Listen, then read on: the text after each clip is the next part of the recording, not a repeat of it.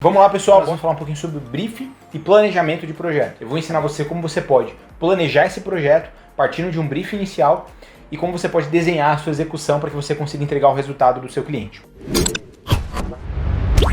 O diagnóstico, ele é a etapa inicial que antecede o plano e a execução. Então a primeira coisa que você vai fazer é analisar a fundo o cenário do seu cliente.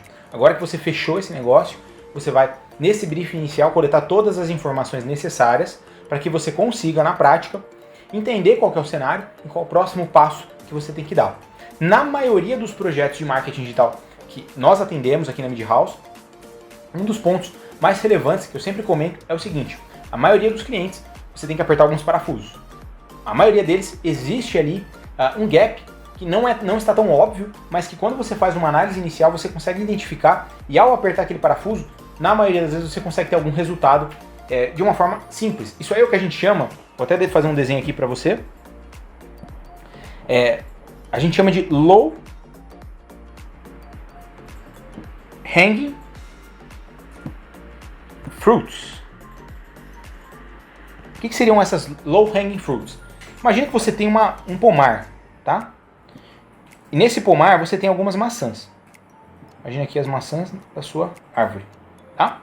Se eu falar pra você que você tem que pegar algumas maçãs do pomar, você vai começar por onde? Provavelmente você não vai começar lá por cima, você vai começar por baixo, pelas maçãs que estão embaixo. Isso é o que a gente chama de low hanging fruits, ou seja, as maçãs, base da árvore, na base do pomar. É esse conceito que a gente vai trazer agora para a mentalidade de marketing digital. Ou seja, você vai tentar observar dentro das estratégias que já são executadas para aquele cliente, dos problemas que ele tem, quais são as maiores oportunidades. E aí você vai avaliar duas coisas. Primeiro, aquelas que vão ter o maior impacto,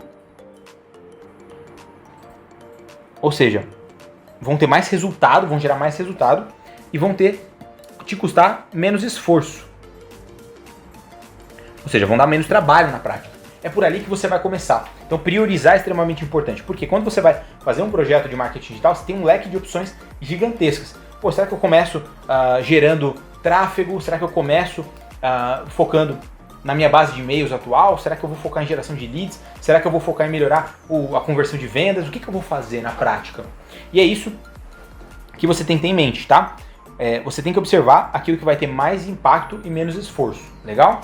Tendo isso em vista, agora que você já definiu para onde você vai caminhar, chegou a hora de estruturar o seu briefing. Tenha em mente que o briefing que você vai estruturar, ele precisa ter a resposta para todas as dúvidas que podem surgir no decorrer do projeto, tá? Então você deve se atentar a algumas etapas, legal? Primeiro, você tem que conhecer quem é a empresa que está envolvida no projeto. Você tem que entender e mergulhar na empresa a fundo, né? O que ela faz, por exemplo, se você tiver dentro do seu escopo um trabalho de social media, você vai tentar entender qual o tom de voz, quem é a persona, qual é a rotina de publicação. Mesmo que você não seja o responsável, por exemplo, pela parte de social media, ou seja, se isso faz ou não parte do escopo do teu projeto, você tem que entender o que é feito, tá?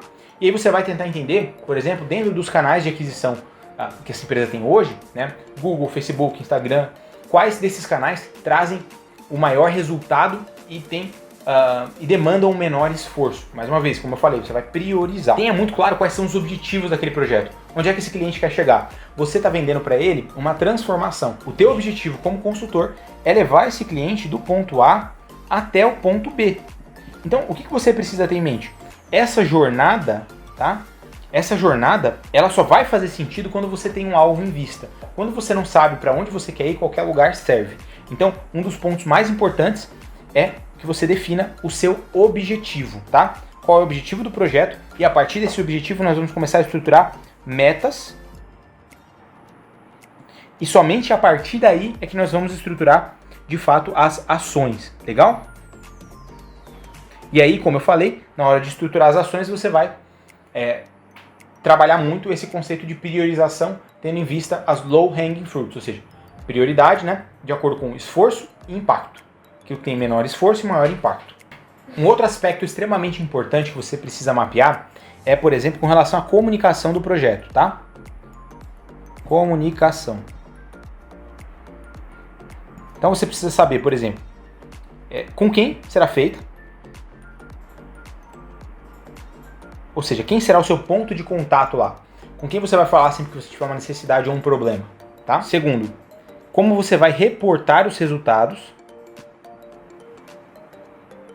Ou seja, para quem você vai enviar os relatórios, com quem você vai discutir a tomada de decisão, os próximos passos do projeto, legal? Um outro ponto extremamente relevante é que você precisa estabelecer uma frequência de comunicação. Então, por exemplo, aqui nos nossos projetos nós trabalhamos com 2 principais eventos, tá? São eles o nosso check-in semanal, que é basicamente um relatório resumido que a gente envia toda semana, junto, por exemplo, às vezes com um vídeo gravado. Aí tem uma dica para você de uma extensão que você pode estar utilizando, chamada Loom, onde você consegue gravar sua tela e ela gera para você um link, tá? Então, você pode utilizar o Loom para gravar esse seu check-in semanal, enviar esse resumo para o cliente, mostrando as principais ações que foram realizadas ao longo daquela semana, tá? Caso você precise, por exemplo, realizar aprovações, se seu projeto engloba, por exemplo, a parte de conteúdo, você precisa estruturar esse canal de aprovações, né? Então, quando a gente fala ali, junto na hora de você definir com quem você vai falar, você precisa estruturar também como você vai fazer o fluxo de aprovações. Então, esses são os pontos relacionados à comunicação do projeto. Então, trazendo um resumo aqui de tudo que você precisa mapear, né, nessa fase. Então, você precisa, por exemplo, pegar todo o histórico da empresa, né, histórico de tráfego, leads, conversões, enfim, vendas. Você precisa mapear o público-alvo, né? Então quem é a persona, quem é o cliente do seu cliente, para quem você vai se comunicar, para quem você vai vender. Você precisa fazer pesquisa de mercado para entender quais são as necessidades do cliente de fato, né? Do cliente do seu cliente, no que ele vê valor, no que ele não vê e como a empresa está posicionada diante disso, né? Quais são os diferenciais, os principais atributos dela.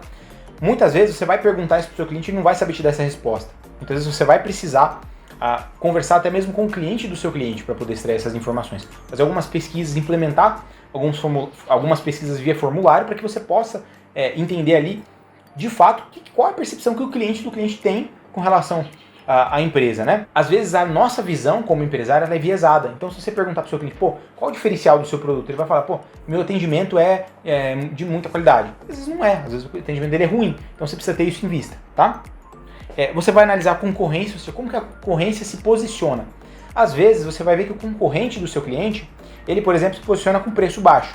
E o seu cliente, às vezes nessa briga de preço, ele não vai conseguir ganhar. Então ele vai ter que se posicionar de outra forma. Vai ter que se posicionar, por exemplo, focando em qualidade, né, focando em outros atributos de valor para o cliente final. Benchmark, procure observar quais são as taxas, né, de conversão, quais são os indicadores que o mercado ele apresenta em média. Por exemplo, a gente sabe aqui que uma taxa de conversão de leads para venda, normalmente em torno de 5, 6%, é uma taxa ok, é uma taxa razoável quando a gente fala de negócios B2B.